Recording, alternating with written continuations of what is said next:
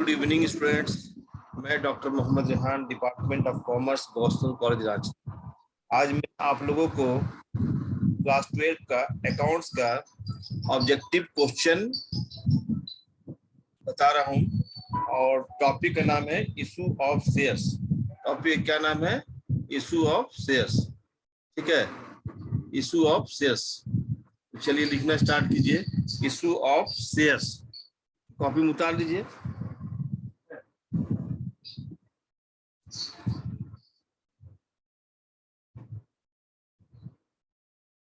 Issue of shares लिख लीजिए। पहले तो डेट लिखिए। एक मिनट रुकिए, डेट लिखिए। डेट क्या है आज का? आज का डेट है 5/4/2022। ठीक है, और सब्जेक्ट है अकाउंट्स। सब्जेक्ट आपका अकाउंट्स है, क्लास 12 के लिए है। और टॉपिक है आपका अकाउंट्स में। क्या टॉपिक आज वीडियो बन रहा है? Issue of shares. Issue of shares, issue of shares, issue of shares का वीडियो बन रहा है।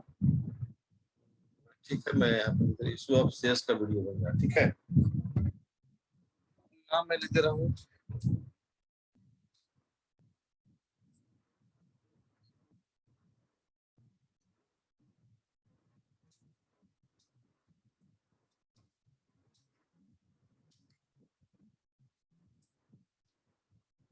नंबर लिख दे रहा हूँ।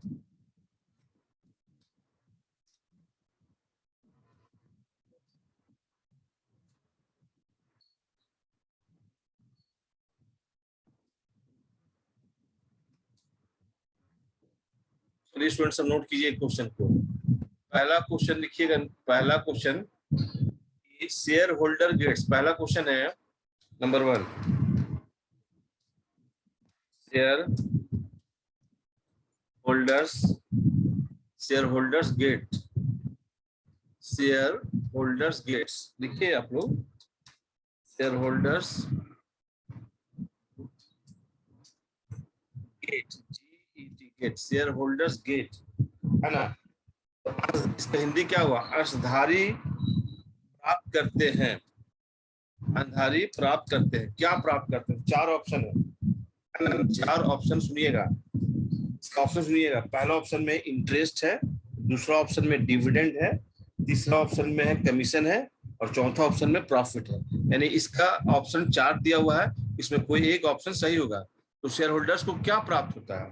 तो इसका आंसर होगा डिविडेंड, है ना? याद रखिएगा, डिविडेंड प्राप्त होता है। इसका सीधा आंसर दीजिए, आंसर डिविडेंड, है ना? शेयर होल्डर को क्या प्राप्त होता है? जल्दी बताइए। डिविडेंड होता है प्राप्त, है ना? शेयर होल्डर को क्या प्राप्त होता है? डिविडेंड। नेक्स्ट क्वेश्चन लिखिए, नंबर 2 को। ठीक है, क्वेश्चन नंबर 2 लिखिए। Discount on issue of share. Discount on issue, discount on issue of shares, discount on issue of shares is a, है ना? Discount on issue of shares is a. इसका हिंदी क्या हुआ? अंशों के निर्गमन पर बट्टा है। अंशों के निर्गमन पर बट्टा है। अब 4 ऑप्शन सुनिएगा आप लोग। पहला ऑप्शन में है, ए ऑप्शन में कैपिटल गेन, बी ऑप्शन में कैपिटल लॉस, सी ऑप्शन में रेवेन्यू गेन, और डी ऑप्शन में रेवेन्यू लॉस। तो इसका सही जवाब होगा कैपिटल लॉस। क्या होगा इसका सही जवाब? कैपिटल लॉस, है ना स्टूडेंट्स? लिखिए capital loss. Discount on issue of share जो है वो क्या है? कैपिटल लॉस है। ठीक है, कैपिटल लॉस। ठीक है, तो नेक्स्ट तीसरा नंबर क्वेश्चन लिखिए। लिखिएगा आप लोग क्वेश्चन नंबर 3 लिखिए। Premium on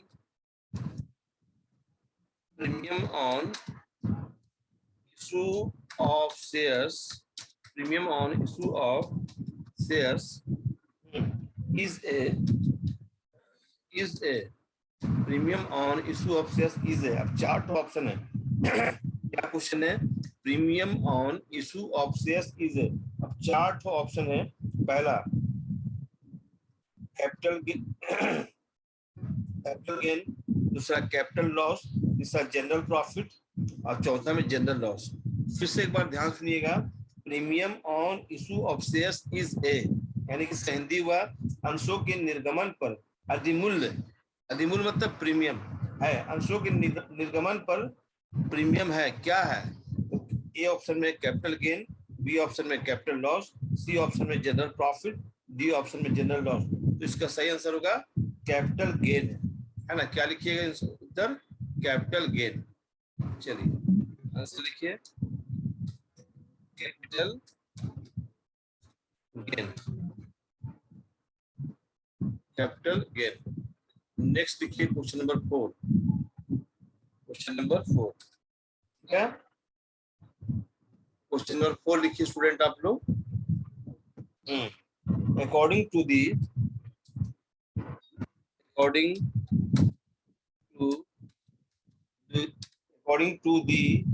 provisions of Companies Act, provisions of the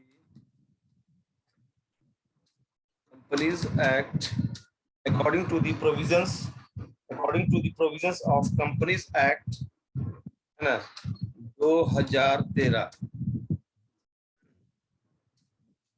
2013, the maximum number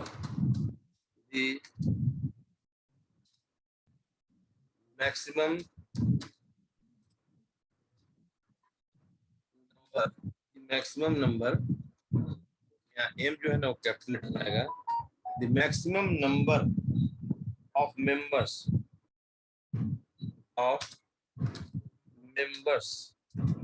है ना, of members of a private company,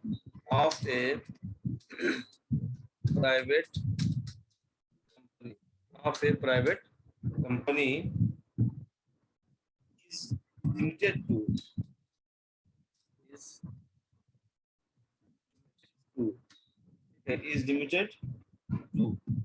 कहता है कि according to the provisions of the Companies Act 2013 the maximum number of members है ना, maximum number of members, ठीक है, maximum numbers of members of a private company is limited to कितना है? यानी कि कंपनी अधिनियम 2013 के प्रावधानों के अनुसार एक निजी कंपनी में सदस्यों की अधिकतम संख्या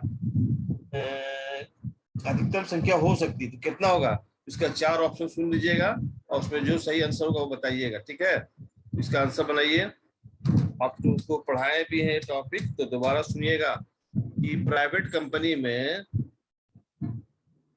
कंपनीज एक्ट 2013 के अनुसार जो प्राइवेट कंपनी होती है उसमें सदस्यों का जो मैक्सिमम नंबर है वो कितना होगा? तो ऑप्शन, चार ऑप्शन दिया हुआ।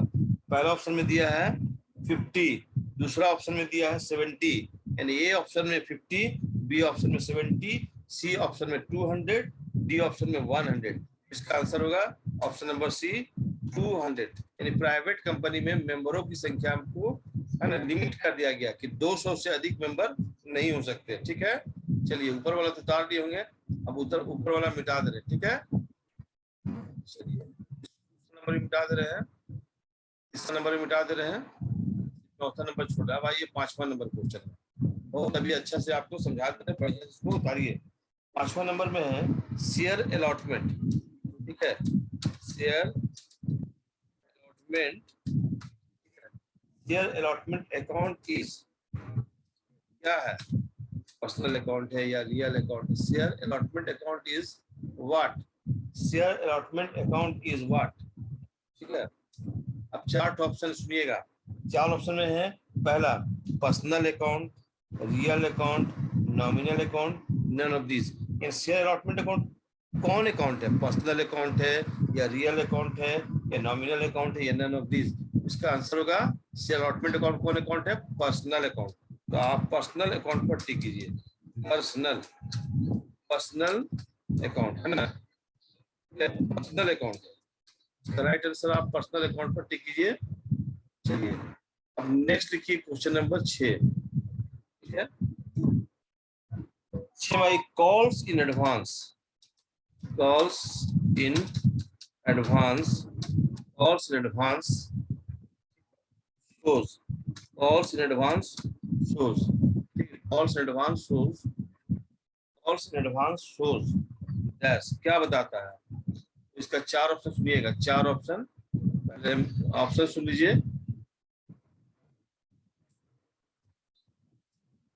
ऑप्शन है कॉल्स इन एडवांस शोज, पहला है क्रेडिट बैलेंस, दूसरा है डेबिट बैलेंस, तीसरा both credit and debit balance, चौथा none of these. Calls in advance shows है ना, क्रेडिट बैलेंस, इसका आंसर क्या होगा? क्रेडिट, क्रेडिट बैलेंस है ना, क्रेडिट बैलेंस हो गया। चलिए नेक्स्ट आइए, 7 नंबर क्वेश्चन है ये। ठीक है, 7 नंबर क्वेश्चन लिखिए। 7 नंबर क्वेश्चन लिखिए। ठीक है, the portion of the authorized capital, authorized capital which can be, which can be called up, which can be called up only on the liquidation of the company is called, क्या कर रहा है? The portion of the authorized capital which can be called up only on the liquidation of the company, यानी इसका हिंदी सुनिएगा, अधिकृत पूंजी, authorise capital का हिंदी होता है और अधिकृत पूंजी है ना, अधिकृत पूंजी का वह अंश जिसे सिर्फ कंपनी के समापन पर ही मांगा जा सकता है ना, क्या कहलाता है? मतलब आपसे ऑथराइज कैपिटल का कौन सा पोर्शन की कंपनी का लिक्विडेशन में ही मांगा जा सकता है। ठीक है, तो इसका आंसर लिखिएगा आप रिजर्व कैपिटल है ना, क्या लिखिएगा इसका आंसर? Reserve capital. ऑप्शन सुन लीजिएगा, ऑप्शन पहले इसको मिटा देते हैं। इसका ऑप्शन जो होगा, पहले इसका आंसर बताते हैं, ऑप्शन सुनिए, 4 ऑप्शन दिया है, आप लोग भी ऑप्शन सुन लीजिए। अच्छा, इसका आंसर होगा reserve capital, reserve capital. Option में आपने दिया हुआ था कि इशूड कैपिटल, ए ऑप्शन में था, बी ऑप्शन में था called up capital, C option में था अनकॉल्ड अप कैपिटल, डी में था रिजर्व कैपिटल। इसका सही आंसर होगा रिजर्व कैपिटल। लिख लिया आप लोग ना? ठीक है, चलिए नेक्स्ट आइए, 8 नंबर क्वेश्चन। 8 नंबर क्वेश्चन लिखिए, premium on issue of shares, premium of shares, premium on issue of shares can be used, can be used, can be used for, can be used for, premium on issue of shares can be used for। अब 4 option है ये,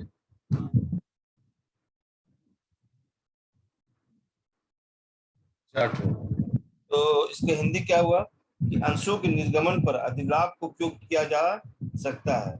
पहला है issue of bonus share, दूसरा distribution of profit, तीसरा transferring to general reserve, चौथा में all of these है ना। इसका जो सही आंसर है इशू ऑफ बोनस शेयर्स। ठीक है, क्या आंसर होगा? इशू ऑफ बोनस शेयर है। अब 9 नंबर में आइए, ऊपर में मिटा दे रहा हूँ 5 नंबर को। 9 नंबर देखिए, 9 नंबर लिखिए आप, 9 नंबर लिखिए। नाउन नंबर में लिखिए, if equity shares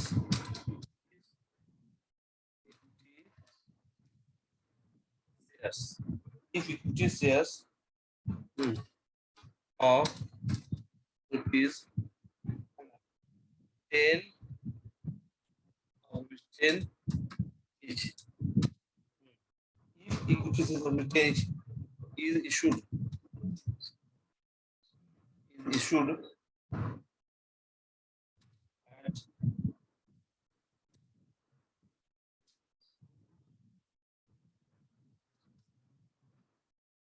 at rupees 12,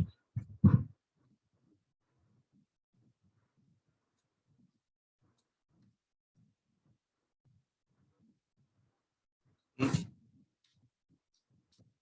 called, which is called होता है if equity shares of which 10 is issued at 12 it is called, है ना। इसका हिंदी का वो यदि 10 रुपया वाला समता अंश 12 रुपया पर निर्गमित किया जाता है तो उसे क्या कहा जाता है। सुनिए, 10 रुपया का एक शेयर का फेस वैल्यू 10 रुपया है और उसको 12 में बेचेंगे, 12 रुपये में बेचेंगे तो क्या कहलाएगा। ठीक है, इसका ऑप्शन है, ऑप्शन सुनिएगा, ऑप्शन सुनिएगा। ऑप्शन इसका है कि issued at par, issued at premium, issued at discount, none of these. यानी इसका आंसर होगा इशूड, और इसका सही आंसर क्या होगा, issued at premium, issued at premium. ठीक है, इशूड एट प्रीमियम। ठीक है, नेक्स्ट क्वेश्चन लिखिए, 10 नंबर लिखिए, dividend for the shareholders are, dividend for the share holders are, dividend shareholders के लिए क्या है। ठीक है, यानी अंशधारियों के लिए लाभांश क्या है। तो पहला ऑप्शन में है payable tax amount, tax free, दूसरा ऑप्शन में टैक्स फ्री अमाउंट, तीसरा में इंटरेस्ट है और चौथा में नन ऑफ दीज है। तो dividend for this shareholder are, है ना। तो क्या कहेंगे, इसका सही आंसर क्या होगा, है ना, टैक्स फ्री। क्या होगा, option number B, tax free amount होगा, टैक्स फ्री अमाउंट। ठीक है, इसका आंसर लिखिए, टैक्स फ्री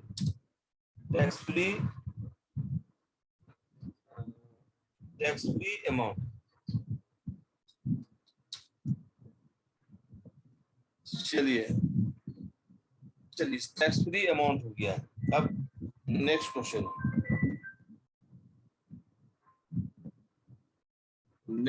में आइए 11 number.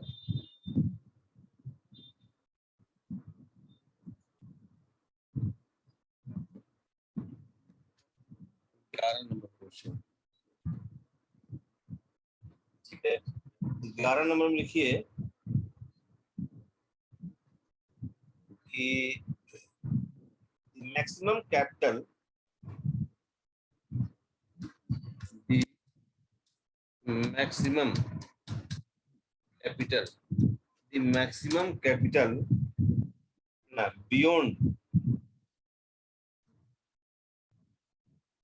maximum capital beyond which a company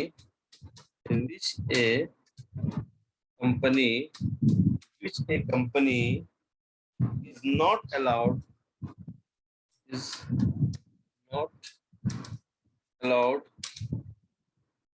to raise funds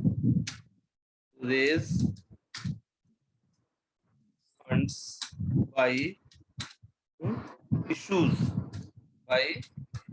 issue of shares is called, क्या कहते हैं, कहता है वह अधिकतम राशि जिसमें अधिक कंपनी को अपने अंशों के निर्गमन द्वारा कोष जुटाने की आज्ञा नहीं है, कहलाती है डैश डैश डैश। क्या कहलाती है, तो 4 ऑप्शन है। इशूड कैपिटल एक ऑप्शन, दूसरा ऑप्शन में रिजर्व कैपिटल, तीसरा में ऑथराइज्ड कैपिटल, चौथा में सब्सक्राइब कैपिटल। इसका सही आंसर होगा ऑथराइज्ड कैपिटल। क्या होगा स्टूडेंट? सही आंसर लिखिए ऑथराइज्ड कैपिटल। चलिए लिखिए ऑथराइज्ड कैपिटल, याद रहेगा ना? अधिकृत पूंजी, ये किया ऑथराइज्ड कैपिटल, इसका सही आंसर होगा। अब आइए आप 12 नंबर लिखिए, ठीक है? चलिए 12 नंबर लिखिए। 12 नंबर में आइए, 12 नंबर देखिए, एज पर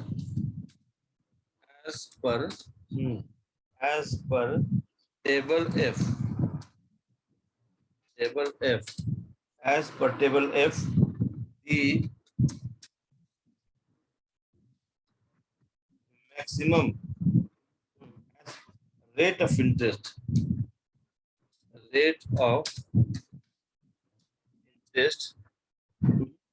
on calls in advance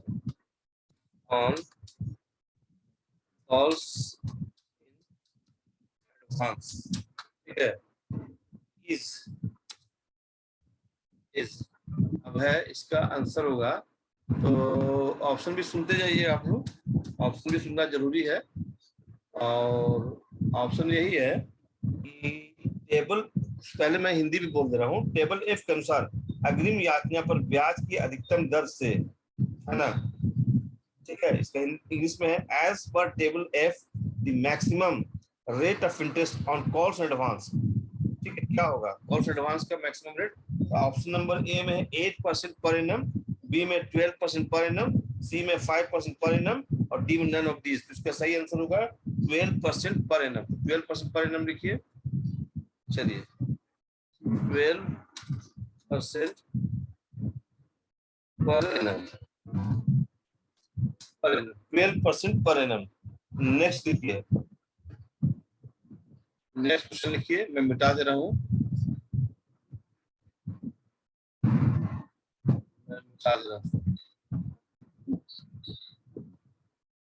next लिखिए आप 30 number.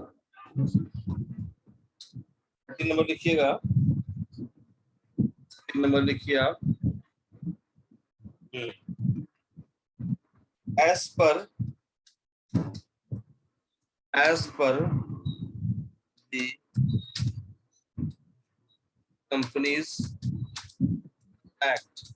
The Companies Act only preference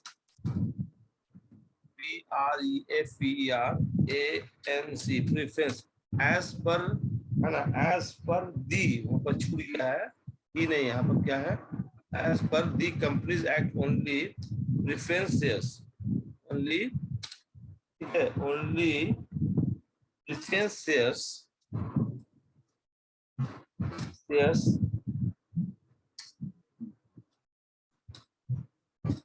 which are redeemable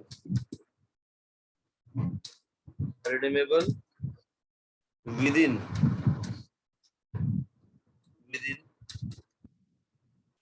can be issued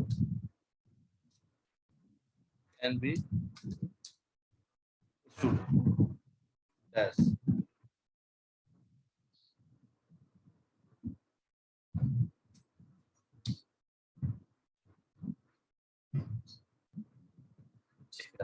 per the Companies Act only preferences which are redeemable within that can be issued।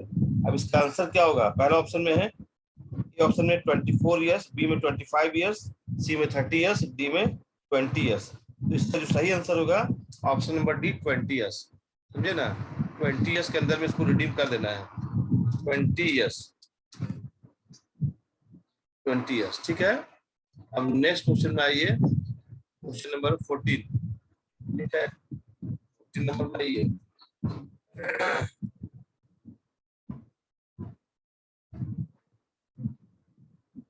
इसलिए 14 में लिख रहा हूँ, 14 में है, 14 में डिविडेंड्स आर यूजुअली, 14 में लिख रहे हैं डिविडेंड्स आर यूजुअली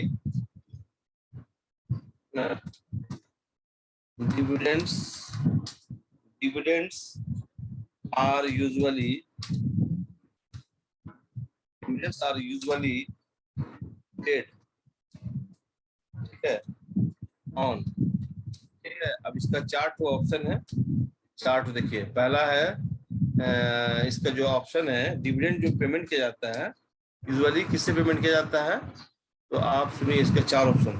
इसका चार ऑप्शन है, पहला ऑथराइज कैपिटल, दूसरा इशूड कैपिटल, तीसरा कॉल्ड अप कैपिटल, चौथा पेड अप कैपिटल। इसका सही आंसर होगा पेड अप कैपिटल। क्या होगा? Paid up capital, paid up capital, paid up capital, paid up capital, paid up, ठीक है, paid up capital,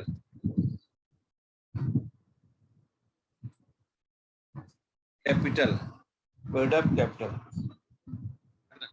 next question 50 लिखिए, 15 लिखिए।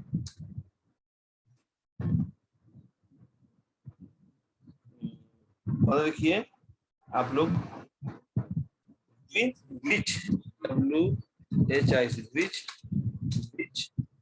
one of the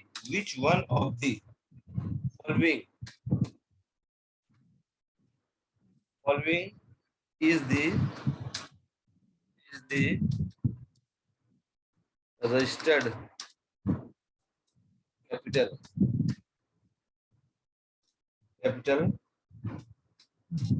of the company?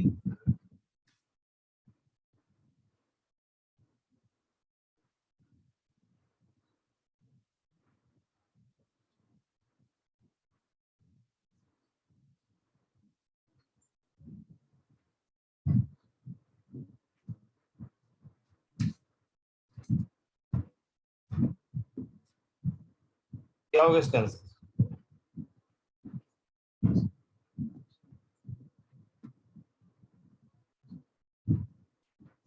Paid up capital, इसको लिखिए, इसका हाँ ऑप्शन लिख दीजिए, ठीक है। आप इसका ऑप्शन लिखिए, which one of the following is the registered capital of the company? इनमें से कंपनी को पंजीकृत पूंजी कौन सी है? जैसे चार ऑप्शन दे रहे हैं, चार ऑप्शन से ऑप्शन नंबर ए लिखिए। ऑप्शन नंबर ए है पेड अप कैपिटल, पहला ऑप्शन नंबर में है paid up capital, option number A में है पेड अप कैपिटल। दूसरा ऑप्शन में है कि called up capital, called up capital.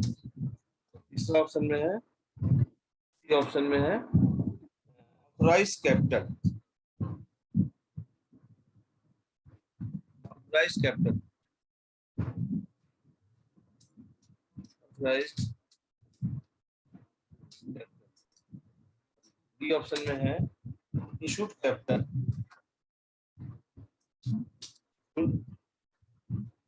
Capital. इसका जो सही आंसर होगा ऑथराइज कैपिटल।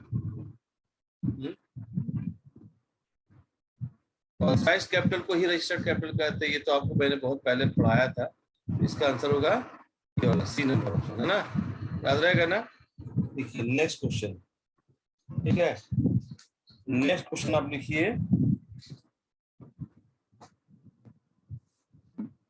ठीक है, चलिए नेक्स्ट क्वेश्चन लिखिए। ये जो पहला जो वीडियो बनाऊंगा उसमें 20 क्वेश्चन देता हूँ, 20 क्वेश्चन आप लोग लिखिएगा, इसको 60 नंबर लिखिए, देखिए आप बड़ा छोटा क्वेश्चन लिखिए। Right shares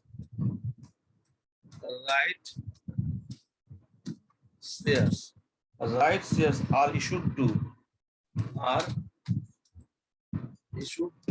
right shares are issued to, ठीक है। चार ऑप्शन है उसमें से कोई एक ऑप्शन सही होगा, है ना।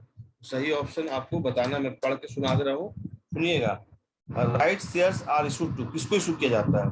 पहला प्रमोटर्स, पहला है प्रमोटर्स फॉर द सर्विसेज, दूसरा holders of the convertible debentures, तीसरा एग्जिस्टिंग शेयर होल्डर्स, चौथा में ऑल ऑफ द एबव, है ना, ऑल ऑफ द एबव, ठीक है। इसका जो सही आंसर होगा, इसका जो सही आंसर क्या होगा? एक्सिस्टिंग शेयर होल्डर्स, है ना। Right shares are issued to existing shareholders, यहाँ लिखिए existing शेयर होल्डर्स, ठीक है, existing शेयर होल्डर्स, तो राइट शेयर्स हो गया। नेक्स्ट क्वेश्चन आप लिखिएगा, होल्डर्स, HOLDERS होल्डर्स, ठीक है। नंबर 70 लिखिए, देखिए कि which statement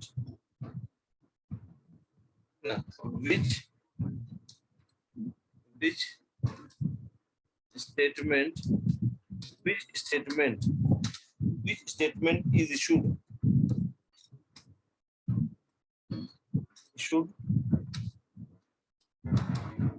for the issue of shares, है ना? Which statement is issued for the issue of shares?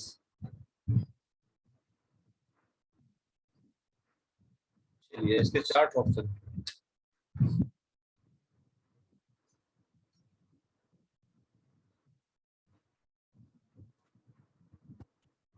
Which statement is issued before the issue of shares?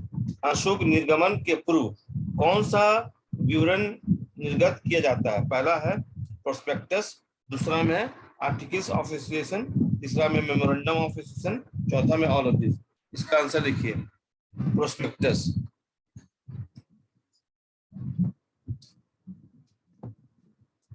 Prospectus, चलिए इसको मैं मिटाता हूँ। 15 नंबर उसको उतार लिए होंगे आप लोग ना। 18 नंबर क्वेश्चन लिखिए,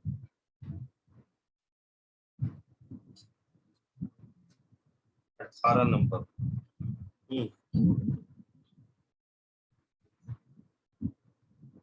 देखिएगा, the difference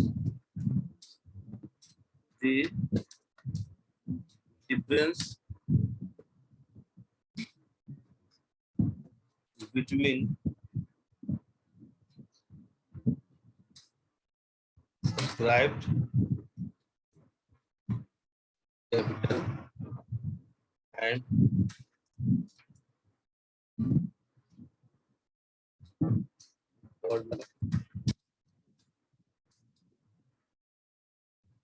capital. The difference between subscribed capital and called up capital is called, क्या कहा जाता है? सब्सक्राइब कैपिटल और कॉल्ड अप कैपिटल का डिफरेंस को क्या कहा जाता है?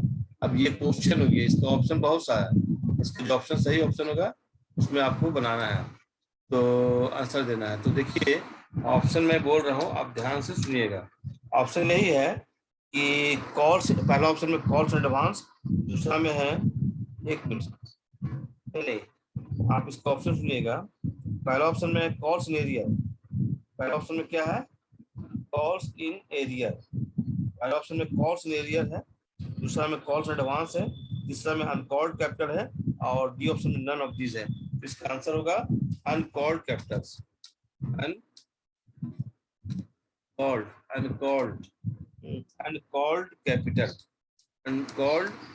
Capital.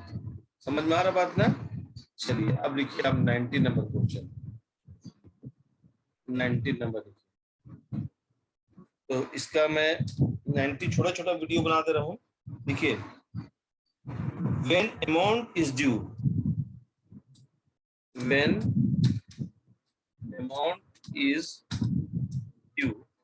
amount is due on any call, but it is not received, then the shortfall is debited to,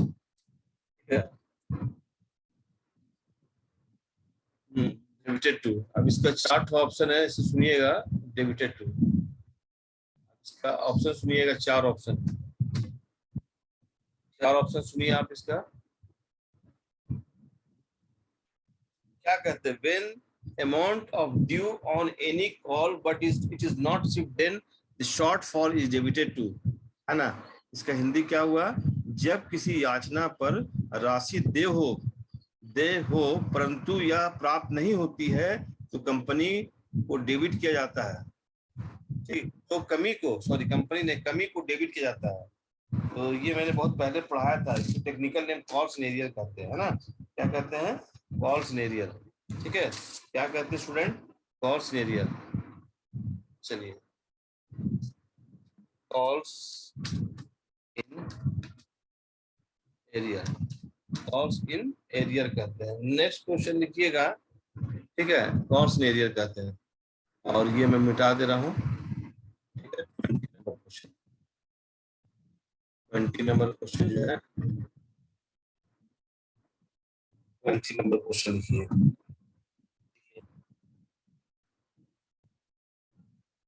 next question 20 number,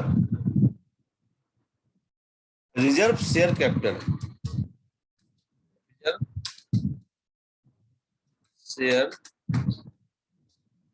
reserve share capital means,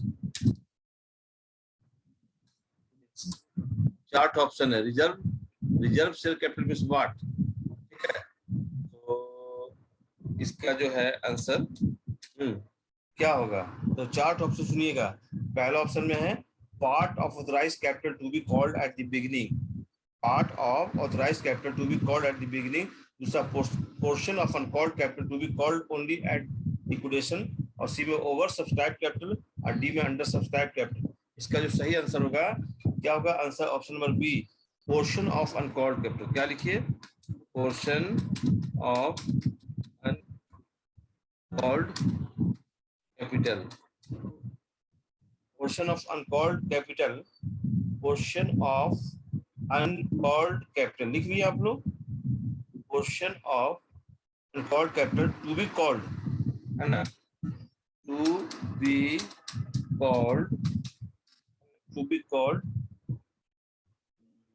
called at the, to be called only at, है ना, only at liquidation, only at liquidation. ठीक है, ये इसका सही answer होगा, only at liquidation, only eight